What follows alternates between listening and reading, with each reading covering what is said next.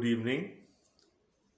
मुकद्दस मत्ती का इंजीली बयान, उसका 16वां बाब और उसकी पहली 20 आयात। The gospel according to Saint Matthew chapter 16 and the first 20 verses. 16वें बाब की पहली आयत से लिखा है, फिर फरीसियों और सदूकियों ने पास आकर आजमाने के लिए उससे दरखास्त की कि हमें कोई आसमानी निशान दिखा। उसने जवाब में उनसे कहा, शाम को तुम कहते हो कि खुला रहेगा क्योंकि आसमान लाल है, और सुबह को ये कि आज आंधी चलेगी क्योंकि आसमान लाल और धुंधला है। तुम आसमान की सूरत में तो तमीज करना जानते हो, मगर जमानों की अलामतों में तमीज नहीं कर सकते। इस जमाने के बुरे और जिनाकार लोग निशान तलब करते हैं, मगर यूना के निशान के सिवा कोई और निशान उनको ना दिया जाएगा। और वो उनको छोड़कर चला गया। और शागिर्द पार जाते वक्त रोटी साथ लेना भूल गए थे। यीशु ने उनसे कहा, खबरदार, फरीसियों और सदूकियों के खमीर से होशियार रहना। और वो आपस में चर्चा करने लगे कि हम रोटी नहीं लाए।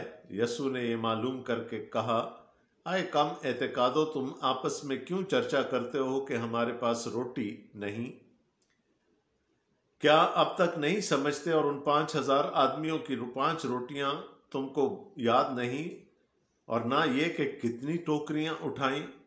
और ना उन 4000 आदमियों की 7 रोटियां? और ना ये कि कितने टोकरे उठाए? क्या वजह है कि तुम ये नहीं समझते कि मैंने तुमसे रोटी की बाबत नहीं कहा? फरीसियों और सदूकियों के खमीर से खबरदार रहो। तब उनकी समझ में आया कि उसने रोटी के खमीर से नहीं बल्कि फरीसियों और सदूकियों की तालीम से खबरदार रहने को कहा था।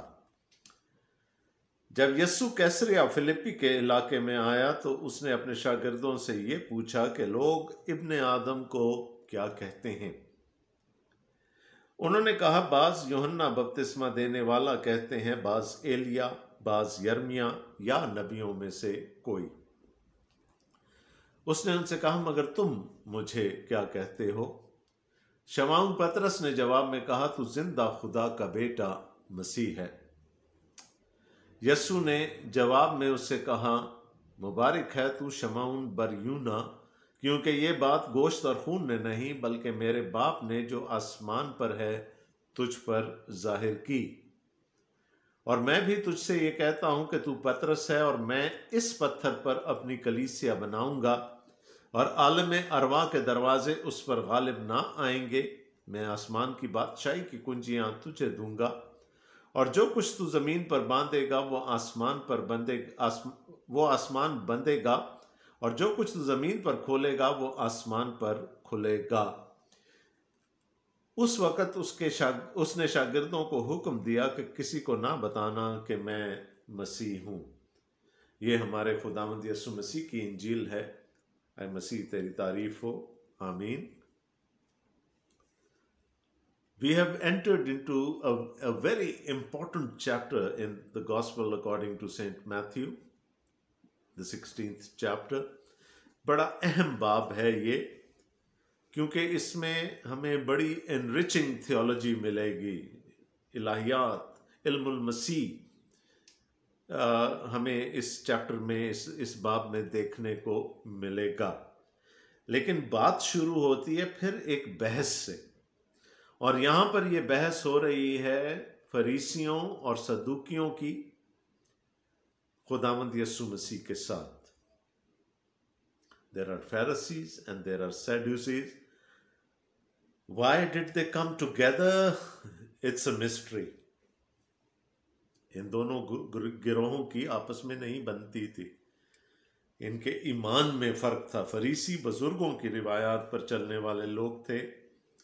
सदूकी ना फरिश्तों को मानते थे, ना आसमानी मखलूकात को, और ना ही वो क़यामत पर ईमान रखते थे। तो ये आपस में इनका इलाहियाती इख्तिलाफ था, लेकिन यीशु मसीह को आजमाने की गर्ज से उसके पास दोनों ये ग्रुप्स इकट्ठे होकर आ गए। फिर फरीसियों और सदूकियों ने पास आकर आजमाने के लिए उससे दरखास्त की कि हमें कोई आसमानी निशान दिखा। बड़ी इंपॉर्टेंट बात है ये। क्या हम निशानात के पीछे चलने वाले लोग हैं? Do we go after miracles? Do we go after science? और do we go after the truth? क्या हम सच्चाई ढूंढते हैं या हम निशान ढूंढते हैं? फरीसियों और सदूकियों ने तो बिल्कुल साफ बता दिया अपने सवाल से, अपनी दरखास्त से, कि वो तो माफाकुल फितरत के पीछे, निशानात के पीछे, मौजज़ात के पीछे चलने वाले लोग थे। और आजकल कलीसिया के अंदर भी ऐसे लोगों की भरमार है जिन्होंने लोगों को निशानात के पीछे लगा दिया है। They want miracles to happen.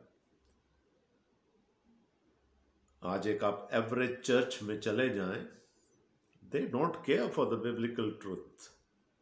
उनको ये नहीं है कि उनको सही ग़िज़ा मिले, अच्छी ग़िज़ा मिले जो उनकी रूहानी बालिदगी का सबब बने। उनको इससे गरज है कि मौजज़े हों, शिफा हो, हमें कोई निशान नज़र आए और हम वाह वाह कर सकें। वो खुदा को नहीं ढूंढते, वो मौजज़ात को ढूंढते हैं, सच्चाई को नहीं ढूंढते। और मेरा आपसे भी ये सवाल होगा, what type of a Christian are you? Do you go after the signs or do you go for the biblical truth? मैं ये बात किस लिए कह रहा हूँ कि वो लोग भी, खुदावंद यीशु मसीह के पहाड़ी वाज के मुताबिक, वो लोग भी जो मुँह से तो यीशु को खुदावंद खुदावंद कहते हैं, जो उसके पीछे चलने का दावा करते हैं, और जो कि आखिरी दिन यीशु मसीह पर ये एहसान जताने की कोशिश करेंगे कि हमने तो तेरे नाम से बदरूओं को निकाला, बीमारों को शिफा दी, निशान जाहिर किए। और यीशु ने कहा, मैं उनसे कह दूंगा मेरी तुमसे कोई वाकफियत नहीं है। और फिर मुकाशफा की किताब के 13वें बाब में हम मुखालिफ मसीह के बारे में पढ़ते हैं, द एंटी क्राइस्ट।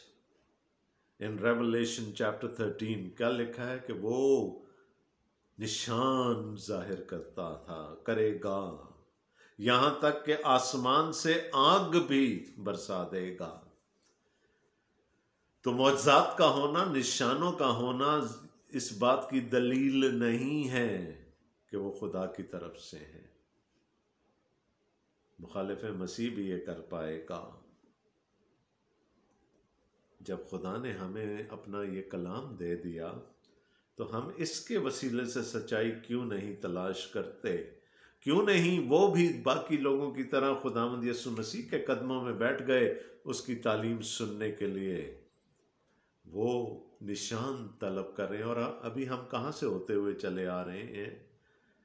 यीशु ने 5000 लोगों को खाना खिलाया, फिर उसने 4000 लोगों को खाना खिलाया। उसने हर किस्म की बीमारी को दूर कर दिया, उसने मुर्दों को जिंदा कर दिया। उसके बावजूद ये फरीसी और ये सदूकी खुदावंद यीशु मसीह से साइन मांग रहे हैं, आसमानी निशान मांग रहे हैं। और यीशु को भी उनकी नीयत का बिल्कुल क्लियरली अंदाजा था। उसने जवाब में उनसे कहा, शाम को तुम कहते हो कि खुला रहेगा क्योंकि आसमान लाल है, और सुबह को कि ये आज आंधी चलेगी क्योंकि आसमान लाल और धुंधला है। तुम आसमान की सूरत में तो तमीज़ करना जानते हो, मगर ज़मानों की अलामतों में तमीज़ नहीं कर सकते। खुदावंद यीशु मसीह ने कहा, तुम निशान जो नेचुरल साइंस हैं उनको देखकर तुम प्रिडिक्शंस कर लेते हो। शाम को आसमान लाल हो तो आप कहते हैं खुला रहेगा, सुबह में हो तो आप कहते हैं तेज आंधी चलेगी। कहा, ये तो सीख लिया तुमने, लेकिन जमानों में तमीज करना नहीं सीख पाए। और जब जमानों की बात खुदावंद यीशु मसीह कर रहे हैं, he is talking about the prophetic times, है ना। मैं पहले भी बता चुका हूं कि एक क्रोनोस है, वो टाइम जो हमारी घड़ी बताती है, वो टाइम जो हमारा कैलेंडर बताता। आज जून की 15 तारीख है, साल है 2021 और इस वक्त गालबन कोई 9:29 हो रहे हैं रात के। This is Kronos.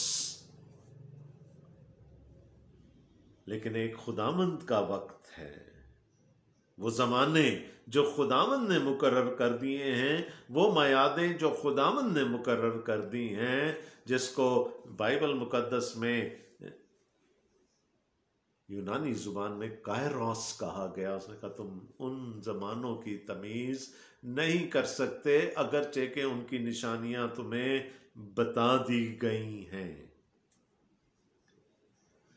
जो नेचुरल है वो तो नज़र आ रहा है तुम्हें, उसका इल्म तो तुम्हारे पास है, और जिसका इल्म होना चाहिए था जो तुमको दे दिया गया, तुम वो इल्म तुम्हारे पास नहीं है जो खुदा ने तुम्हें देना चाहा। तुम ज़मानों की अलामतों में तमीज़ नहीं कर सकते। अगर कर सकते तो जान लेते कि मसीह के आने का वक्त हो गया है। खुदा की नजात की कहानी एक बड़ा कदम लेकर आगे जा चुकी है। There has been a gigantic leap in the plan of salvation, in the history of salvation of God. The Son of God, the Messiah of God has come. तुम जान जाते मैं कौन हूं, लेकिन तुम नहीं कर सकते और ना करना चाहते हो। ज़मानों की अलामतों को नहीं जान सकते। और फिर खुदावंद यीशु मसीह ने सख्त अल्फाज इस्तेमाल किए। इस ज़माना के बुरे और जिनाकार लोग निशान तलब करते हैं, मगर यूना के निशान के सिवा कोई और निशान उनको ना दिया जाएगा, और वो उनको छोड़कर चला गया। इस जमाना के बुरे और जिनाकार लोग, एडल्ट्रस जनरेशन। और यहाँ पर जिस्मानी जिनाकारी की बात नहीं हो रही, रूहानी जिनाकारी की बात हो रही है। ये जो अपने खुदा पर ईमान नहीं रखते, जो स्पिरिचुअली इधर उधर घूमते फिरते हैं। उन्होंने कहा इस जमाना के बुरे और जिनाकार लोग निशान तलब करते हैं, मगर यूना के निशान के सिवा कोई और निशान उनको ना दिया जाएगा, और वो उनको छोड़कर चला गया। उसने कहा एक ही निशान है, मैं अभी एक ही निशान तुम्हें देता हूं जो मेरे मसीह होने को साबित कर देगा, और वो निशान है यूना का निशान। हम सबको यूना की कहानी मालूम है, कैसे वो खुदावंद के हुक्म को टालना चाहता था, नैनवा नहीं जाना चाहता था, डरता था, क्योंकि वहाँ के लोगों के बारे में उसने बहुत कुछ सुन रखा था। तरवास को भाग गया, लेकिन क्या हुआ? अल्टीमेटली तूफान आया, और फिर जो कुछ भी वाक़यात हुए मैं ज़्यादा तफसील में नहीं जाऊँगा। आखिरकार यूना को पानी में फेंक दिया गया। जोना was thrown into the water and he was engulfed by a big whale। है ना, उसको मछली ने, एक बड़ी मछली ने निगल लिया। अब इसमें निशान क्या है? वो निशान क्या है जो खुदावंद यीशु मसीह की तरफ हम निशानदेही करता है? तो आइए देखें यूना नबी का सहीफा और उसका 2 बाब। ये यूना की दुआ है। तब यूना ने मछली के पेट में खुदावंद अपने खुदा से यह दुआ की, मैंने अपनी मुसीबत में खुदावंद से दुआ की और उसने मेरी सुनी। मैंने पाताल की तह से दुहाई दी, तूने मेरी फरियाद सुनी। पाताल का जिक्र हो रहा है, शियोल का जिक्र हो रहा है यहाँ पर। और पाताल में आप उसी वक्त जाते हैं जब आप मर चुके होते हैं। तो अगर हम यूना के इस बयान को सही मान लें तो इसका मतलब है Jonah died in the belly of the fish, मर गया वो। और तीसरे दिन मुर्दों में से जी उठा। उस मछली ने उसको साहिल पर निगल दिया। यस्सु ने कहा, इस निशान के अलावा तुम्हें कोई निशान नहीं दिया जाएगा, यही हतमी निशान होगा कि मैं जो कुछ क्लेम कर रहा हूं मैं वही हूं।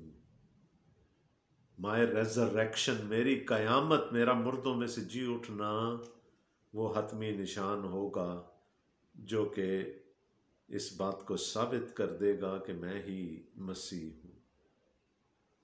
खुदावंद यीशु मसीह ने उनका इशारा कर दिया अपनी कयामत की तरफ, ये निशान होगा। और ये वो निशान है जो कि उन पर ये साबित करेगा। तो यीशु ने कहा, मैं और कोई निशान तुम्हें नहीं देता। रोज सुबह शाम दोपहर तुम मौजज़ात देखते हो, लेकिन तुम उनको खुदा की तरफ से निशान नहीं मानते। तो फिर एक ही निशान तुम्हें दिया जाएगा, और वो क्या है कि मैं भी यूना की तरह मुर्दा में से जी उठूंगा। तुम्हें यूना के निशान के अलावा और कोई निशान नहीं दिया जाएगा। और लिखा, वो उनको छोड़कर चला गया। ये सिर्फ छोड़कर जाने की बात नहीं कि एक जगह से उठकर चला गया। He departed, उसने उनके साथ हर किस्म का ताल्लुक, हर किस्म का कनेक्शन खत्म कर दिया।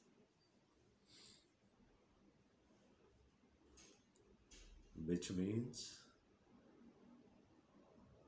he sent them to hell. अगर मसीह किसी की जिंदगी से चला जाए या किसी से कता ताल्लुक कर ले तो फिर क्या पीछे रह जाएगा।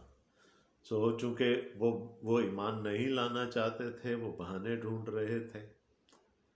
अगर खुदावंद यीशु मसीह कोई निशान जाहिर भी कर देता तो उसको वो चैलेंज कर देते कि ये आसमान की तरफ से नहीं है। तो Jesus shut the door of his kingdom for them. यीशु चला गया, और इससे ज़्यादा अफसोसनाक बात और कोई नहीं हो सकती। और फिर वहाँ से वो चले, ये मकदन के इलाके में आए थे। पिछले बाब के आखिर में हमने पढ़ा था। और शागिर्द पार जाते वक्त रोटी साथ लेना भूल गए थे। In a hurry, in a jiffy, they did not take anything with them to eat. यीशु ने उनसे कहा, खबरदार फरीसियों और सदूकियों के खमीर से होशियार रहना। अब क्या हुआ? उनकी समझ में तो बात नहीं आई। यीशु ने कहा, उनके यीस्ट से, उनके खमीर से खबरदार रहना। वो आपस में कहने लगे, हम तो रोटी लेकर ही नहीं आए। अगर किसी सदूकी से, किसी फरीसी से रोटी लेनी पड़ गई तो यीशु ने तो मना कर दिया, फिर हम क्या करेंगे? तो भूखे रह जाएंगे।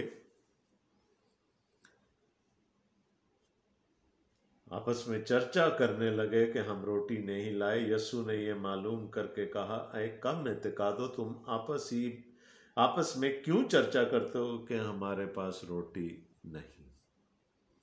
मैंने अभी क्या कहा था आपको पिछले अब्वाब में, जो कुछ हमने पढ़ा, 5000 लोगों को खाना खिलाया, फिर 4000 लोगों को खाना खिलाया। और किसके हाथों से तकसीम हुआ? किन के हाथों से तकसीम हुआ था वो खाना? यही वो शागिर्द थे ना, पहले टेस्ट में फेल हुए बियाबान में, दूसरे टेस्ट में फेल हुए, फिर फिक्रमंद हो गए थे रोटी के लिए। अब तीसरा टेस्ट है और यहां पर भी फेल होने जा रहे हैं। हमारे पास रोटी नहीं। क्या अब तक नहीं समझते कि उन 5,000 आदमियों की 5 रोटियां तुमको याद नहीं, और ना ये कि कितनी टोकरियां उठाई? 5 रोटियां थी जो तकसीम होती चली गईं। तकरीबन 20,000 लोगों ने खाया, और फिर 12 टोकरे बच भी गए ऑफ ईटेबल फूड, है ना, लेफ्ट ओवर्स। 12 टोकरे बच गए। खुदावंद यीशु मसीह ने कहा, भूल गए क्या? तुम्हारी याददाश्त इतनी कमजोर है?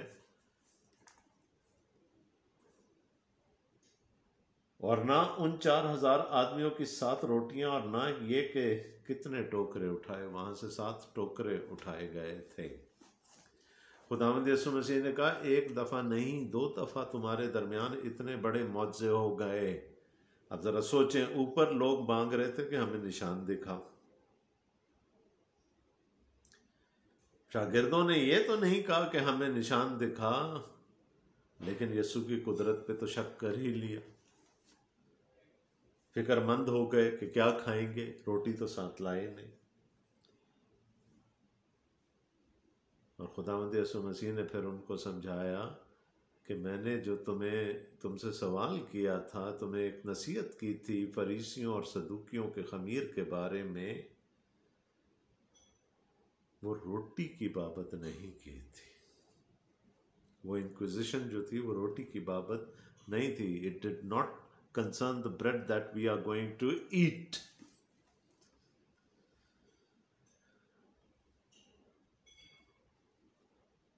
हम भी तो परेशान हो जाते हैं ना, जब कोई छोटी सी मुसीबत हम पर आती है, हम परेशान हो जाते हैं और भूल जाते हैं कि माजी में हमारे खुदा ने हमारे लिए कितने के बड़े बड़े काम किए हैं। और परेशान होकर हम फिर क्या करते हैं? हम क्या खाएंगे, क्या पिएंगे, क्या पहनेंगे? पहाड़ी वास की बात कर रहा हूँ। यीशु ने कहा, तुम इन चीज़ों की फिक्र ना करना, क्योंकि इन चीज़ों की फिक्र में तो गैर कौमें लगी रहती। और यहाँ पर हम देख रहे हैं कि यीशु के अपने शागिर्द खाने पीने की फिक्र में लगे हुए हैं। और जब गैर कौमों की बात हम कर रहे हैं तो इसका ये मतलब है कि वो लोग जो खुदा के साथ अहद में शामिल नहीं है, द नॉन कवनेंट पीपल। तो यीशु ने कहा कि अगर तुम अहद में होते हुए खुदा के साथ इन चीज़ों की फिक्र में लगे हुए हो, तो then you are as good as a person that does not have a covenant with God.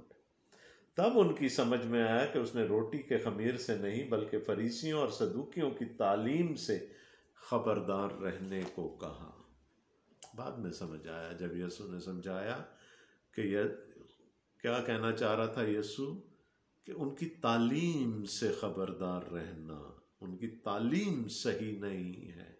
वो पूरे आटे को फुला देगी, वो पूरे आटे को खमीर कर देगी। लिहाजा उनकी तालीम से बचे रहना। और आपने देख ही लिया कि ऊपर उन्होंने क्या किया। खुदावंद यीशु मसीह से निशान तलब किया। और अभी ये बात ख़त्म नहीं हुई, इनका जिक्र आगे भी चलकर बहुत आएगा, फरीसियों का भी और सदूकियों का भी। Now we come to a very important point. 16वां बाब है मुकद्दस मती के इंजीली बयान का। कब से शागिर्द खुदावंद यीशु मसीह के साथ चल रहे हैं, और इस वक्त जाकर हम अब देखेंगे कि उन्होंने यीशु के मसीह होने का बरमला इकरार किया, वो भी यीशु के उकसाने पर। जब यीशु कैसरिया फिलिप्पी के इलाका में आया तो उसने अपने शागिर्दों से पूछा कि लोग इब्ने आदम को क्या कहते हैं। कैसरिया फिलिप्पी का इलाका, सिसेरिया फिलिपाई, ये जो टेट्रार्क था, चौथाई मुल्क का हाकिम था फिलिप, हेरोदिस इंतपास का भाई, जिसकी बीवी से उसने शादी कर ली थी, उसने कैसर रूम को खुश करने के लिए गलील की झील के किनारे ये शहर बसाया था कैसरिया के नाम से। और फिर चूंकि और साथ में उसने अपना नाम भी ऐड कर दिया ताकि कैसर तक ये खबर पहुंच जाए कि ये किसने बनवाया है। कैसरिया फिलिप्पी के इलाके में आया और अचानक ही एक यसु ने अपने शागिर्दों से एक सवाल कर लिया कि लोग इब्ने आदम को क्या कहते हैं। अब ये इब्ने आदम हम पहले भी देख चुके हैं, दानियल नबी के सहीफे से ये एक मसीहाई लक़ब है। खुदावंद यीशु मसीह जब भी यहूदियों से बात करते थे अपने लिए यही लक़ब इस्तेमाल करते थे। उन्होंने कहा बाज़ यूहन्ना बपतिस्मा देने वाला कहते हैं, बाज़ एलिया, बाज़ यर्मिया या नबियों में से कोई। इस जवाब से आपको क्या अंदाज़ा हो रहा है कि देयर वॉज अ कन्फ्यूजन, है ना। लोग मुखमसे में हैं, लोग क्लियर नहीं हैं कि ये शख्सियत है कौन। हेरोदिस भी ये समझा था कि शायद यूहन्ना बपतिस्मा देने वाला दूसरा जन्म लेकर आ गया है यसु मसीह के फॉर्म में। और जनरल पब्लिक भी ये समझती थी कि या तो ये यूहन्ना बपतिस्मा देने वाला है हु हैज़ बीन रीइनकार्नेटेड, या एलिया है। एलिया के बारे में हम जानते हैं, पेशगोइयां मौजूद हैं पुराने अहदनामा में कि वो मसीह से पहले आएगा, खुदावंद के आने से पहले आएगा, मलाकी नबी के सहीफे के मुताबिक। तो उन्होंने कहा बास तो कहते हैं कि तू एलिया है, क्योंकि एलिया जिंदा उठा लिया गया था और उसके बारे में ये पेशगोई थी कि वो आएगा। तो बास तुझे एलिया समझते हैं, बास तुझे यर्मिया समझते हैं। चले यूहन्ना बपतिस्मा देने वाले की बात तो समझ में आ गई, एलिया की बात भी समझ में आती है, यर्मिया का जिक्र बीच में कहां से आ गया। और ये ऐसा कोई इलॉजिकल भी नहीं है, क्योंकि यर्मिया ने उस जमाने में नबूवत की, आपको पता है, he prophesied right before the exile and into the exile as well. उसने फिर खुदा के लोगों को उम्मीद का पैगाम भी दिया था कि ये असीरी जो है ये 70 साल से ज़्यादा कायम नहीं रहेगी। तो यर्मिया उस दौर का नबी है जब खुदा के लोग असीरी में जाने वाले थे, और जब चले गए तो उस वक़्त भी वो नबूवत करता रहा, उनको तसल्ली देता रहा। और चूंकि ये अभी रूमियों के तसल्लुत में हैं, they are under the Roman scourge, इसलिए उन्होंने कहा शायद यर्मिया वापस आ गया है ताकि हमें कोई हौसला दे सके, हमारी हिम्मत बंधा सके, क्योंकि हम उसी सिचुएशन में हैं। We are under occupation. उस वक्त बाबुल था, अब रूम है।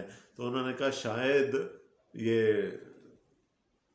यर्मिया भी हो सकता है, या कोई और पुराने अहद का नबी दोबारा जिस्म लेकर वापस आ गया है, री इनकारनेटेड।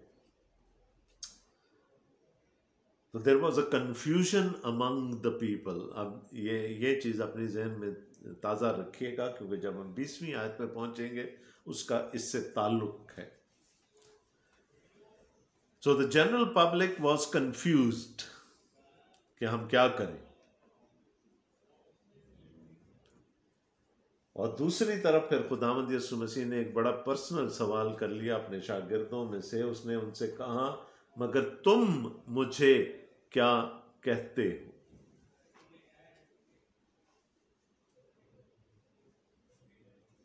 कहा चलो छोड़ो, जनरल पब्लिक को तो छोड़ो, तुम जो मेरे साथ रहते हो तुम मुझे क्या कहते हो। याद रहे कि इससे पहले भी ये इकरार कर चुके हैं, जब खुदावंद यीशु मसीह पतरस पानी पे कूद गया, फिर खुदावंद यीशु मसीह उसको लेकर कश्ती में आ गए, तूफान थम गया, उस वक़्त भी उन्होंने ये इकरार किया कि ये मसीह है। लेकिन अब शमौन पतरस, हमेशा वही होता है जो बोलता, उसने तमाम शागिर्दों के बिहाफ पर एक जवाब दिया, तू जिंदा खुदा का बेटा मसीह है। You are the son of the living God, you are the Christ. उसने ये नहीं कहा कि तू खुदा के बेटों में से एक बेटा है, दी सन, सिर्फ तू ही है। तू जिंदा खुदा का बेटा मसीह। तो शागिर्द कम अज कम इस मकाम तक पहुंचते पहुंचते इस अंदाजे तक पहुंच गए थे कि खुदावंद यीशु ही मसीह हैं। और पतरस ने सारे शागिर्दों के बिहाफ पर ये इकरार कर लिया, खुदावंद को मसीह मान लिया।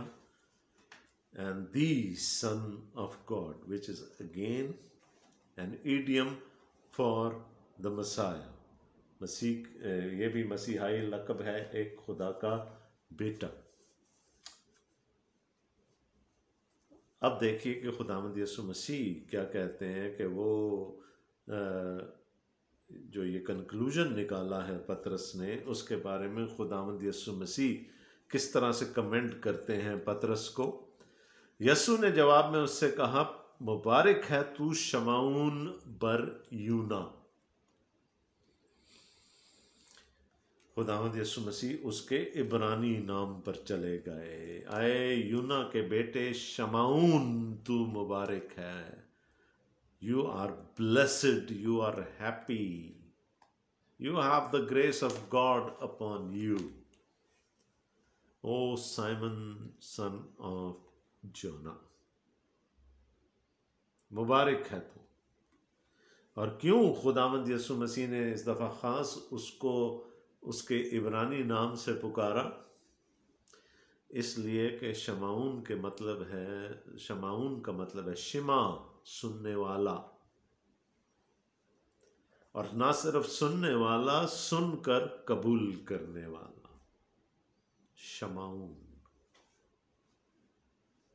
यसु ने जवाब में उसे कहा, मुबारक है तू शमाउन बर यूना, क्योंकि ये बात गोश्त और खून ने नहीं बल्कि मेरे बाप ने जो आसमान पर है तुझ पर जाहिर की है।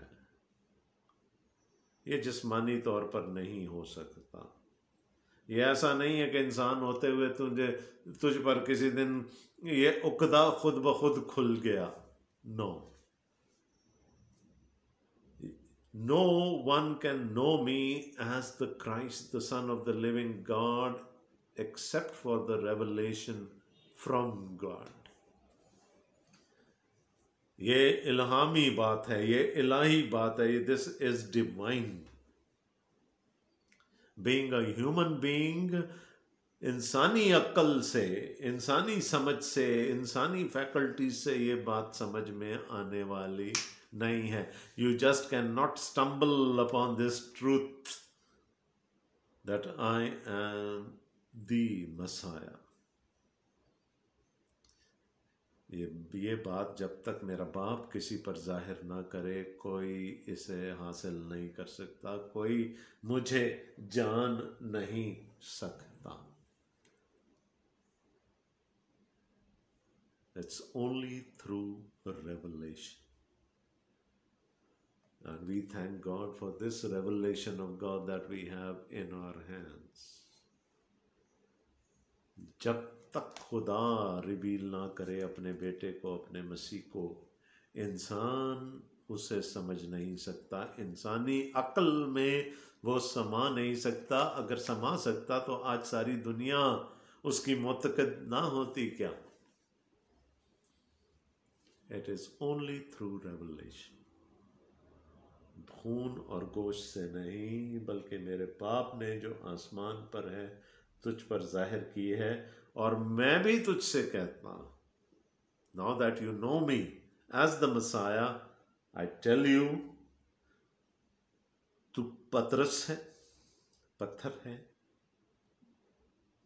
पेट्रोस यूनानी में, पेट्रोस, यू आर पेट्रोस, जहां से पतरस निकला लफ्ज। यू आर पेट्रोस, तू पत्थर है, पतरस है, और मैं इस पत्थर पर अपनी कलीसिया बनाऊंगा। अब यहां पर इलाहियात का थोड़ा सा इख्तिलाफ आता है। कुछ लोग ये समझते हैं कि खुदावंद यीशु मसीह ने अपनी कलीसिया पतरस पर कायम कर दी क्योंकि वो पत्थर है, उसके नाम का मतलब पत्थर है। नहीं, खुदावंद यीशु मसीह ये नहीं कहना चाह रहे थे। एक जगह लफ्ज इस्तेमाल हुआ पेट्रोस, दूसरी जगह पेट्रा। तू पेट्रोस है, तू पतरस है, लेकिन मैं इस पेट्रा पर अपनी कलीसिया कायम करूंगा, इस पत्थर पर। वो बात जो तेरे मुंह से निकली है, मैं कलीसिया की बुनियाद हूं। ये बात कलीसिया की बुनियाद है कि मैं जिंदा खुदा का बेटा मसीह हूं। अगर ये बात बुनियाद में से निकल गई, कलीसिया धड़ाम से नीचे गिर जाएगी। कलीसिया की बुनियाद, कोने के सिरे का पत्थर खुद खुदामंद यीशु मसीह है। ये बात कि वो मसीह है, ये कलीसिया की बुनियाद है। मैं इस पत्थर पर, ये जो तेरे मुंह से बात जो निकली है, इस पर अपनी कलीसिया को कायम करूंगा। एकलीसिया। और आलम अरवा के दरवाजे उस पर गालिब ना आएंगे। द गेट्स ऑफ हेड्स, जो मेरी कलीसिया में आ जाएगा, जो इस बात का इकरार कर लेगा, फिर वो हमेशा की हलाकत से, अब्दी हलाकत से बच जाएगा। आलम अरवा के दरवाजे उस पर गालिब ना आएंगे। वो फिर जी उठेगा मेरी तरह से, और फिर मेरे साथ मेरी बादशाही में रहेगा। मैं आसमान की बादशाही की कुंजियां तुझे दूंगा, अपने शागिर्दों से फरमाया उन्होंने। और जाते हुए खुदावंद यीशु मसीह कह के गए पतरस को, मेरी भेड़ें चरा। उसको लीडरशिप का रोल दे कर गए। मैं आसमान की बादशाही की कुंजियां तुझे दूंगा। अब ये कुंजी है क्या आसमान की बादशाही? क्या है कुंजी? क्या चीज आसमान की बादशाही का, खुदा की बादशाही का दरवाजा खोलेगी हमारे लिए? यही बात, यस्सु पर ईमान, उसके मसीह होने पर ईमान, उसके खुदा का बेटा होने पर ईमान। This is what is going to open up. यानी उसने कहा वो हेड्स के आलम अरवा के दरवाजे तो बंद हो गए तुम पर, अब एक और दरवाजा खुल जाएगा। और वो कैसे खुलेगा? वो भी इसी बात, इस इंजील की वजह से, इस खुशखबरी, ये है वो कुंजी। तो कौन सी कुंजी देकर गए खुदावंद यीशु मसीह? ये है वो कुंजी, ये खुशखबरी जो उसको जाहिर करती है, जो उसका मुकाशफा हमें देती है। और जब हम उसको जान लेते हैं तो फिर खुल जाता है आसमान की बादशाही का दरवाज़ा, खुल जाता है। ये कुंजी खोलती है खुदा की बादशाही का दरवाज़ा। The word of God, the gospel opens up that door for us। तो खुदावंद यीशु मसीह ने कहा, दे के जा रहा हूँ। क्या दे के जा रहा हूँ? I am going to leave you with my gospel, the good news. अभी उससे पहले क्या कहा था? यूना के निशान के अलावा कोई निशान नहीं दिया जाएगा। ये खुशखबरी है। We believe in a resurrected Messiah, जो खुद भी जिंदा हुआ और हमें भी जिंदा करेगा। तो हमारे पास है ना फिर this, we have this key to the kingdom of God। इसी से खुलता है दरवाज़ा खुदा की बादशाही का।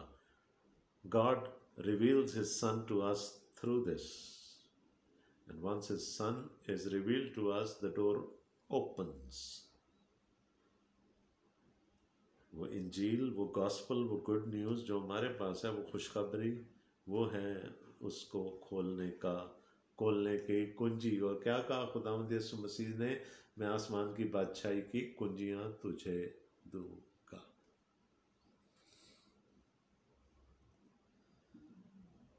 वो लोगों ने तो दरोगा बना दिया ना पतरस को, कि वो खड़ा होगा कुंजी लेके, and he will be the one who let people in। No, this is the key। This will open up the gate for us। खुदावंद यीशु मसीह ने कहा, खून और गोश्त से नहीं, खून और गोश्त से नहीं है, ये समझ ही नहीं आ सकती। It is only through the revelation। given in this word. वो मुकाशफा जो इस कलाम में है वो ही खोलता है हमारे लिए खुदा की बादशाही के दरवाजे को। अब जो अगला पोर्शन है ना इस आयत का वो बड़ा मिसलीडिंग है।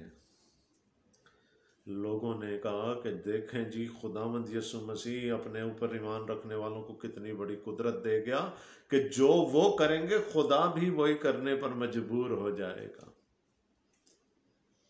लिखा क्या है? जो कुछ तू जमीन पर बांधेगा वो आसमान पर बंधेगा और जो कुछ तू जमीन पर खोलेगा वो आसमान पर खुलेगा। बरसों से हम इस आयत को गलत समझते आ रहे हैं और मैं भी उन लोगों में शामिल हूँ जो शायद गलत समझता भी था और समझाता भी था। यूनानी जुबान में this is in the perfect tense. मतलब क्या है?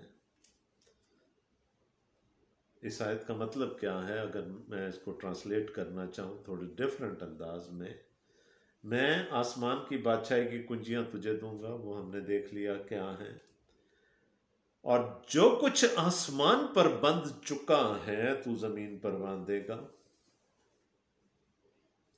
और जो कुछ आसमान पर खोला जा चुका है तू जमीन पर खोलेगा। इट्स नॉट के हम जो कुछ करेंगे खुदा बाइंड हो जाएगा वो करने के लिए। It is we are bound to do what God has done. वहां जो बंध चुका हम उसको जमीन पर बांधेंगे। वहां क्या बंध चुका कि कलीसिया के बुनियाद किस पर है? इस बात पर कि यस्सु जिंदा खुदा का बेटा मसीह है। इसके अलावा हम कोई चीज़ नहीं बांध सकते। यहाँ पर कोई और तरीका नहीं है हमारे पास लोगों को खुदा की बादशाही तक ले जाने का, अलावा इसके कि वो इस बात पर ईमान ले आए। और जो आसमान पर खोल दिया गया है, we are the custodians to open it up here. ये नहीं है कि हमने कुछ बांध दिया जमीन पर तो ऊपर बंध गया।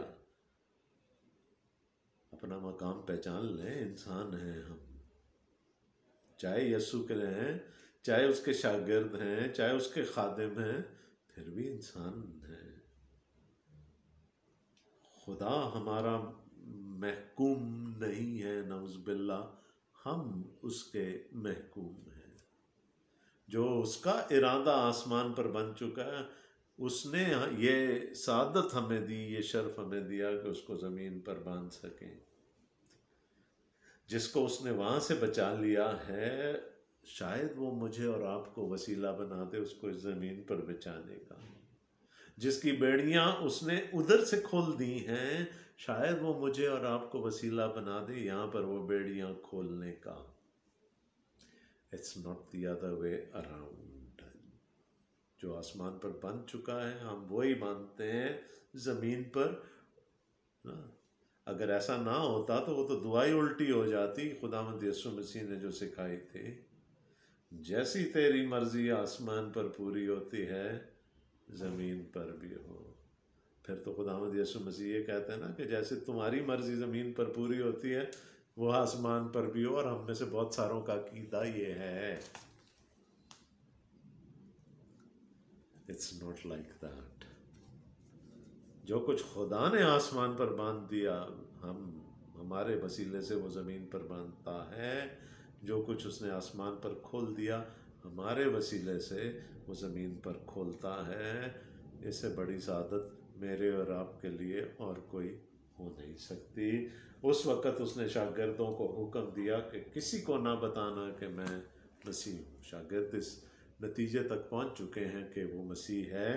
मना कर दिया दूसरों को नहीं बताना, क्योंकि people are still confused about him. किसी ने कहा यूहन्ना बपतिस्मा देने वाला, किसी ने कहा एलिया, और किसी ने कहा यर्मिया, और किसी ने कहा नबियों में से कोई और। उसने कहा जब तक वो खुद इस रेवलेशन को कबूल करने के काबिल ना हो जाए, जब तक मेरा बाप उन पर ये जाहिर ना कर दे कि मैं मसीह हूँ, तुम नहीं बताना उनको।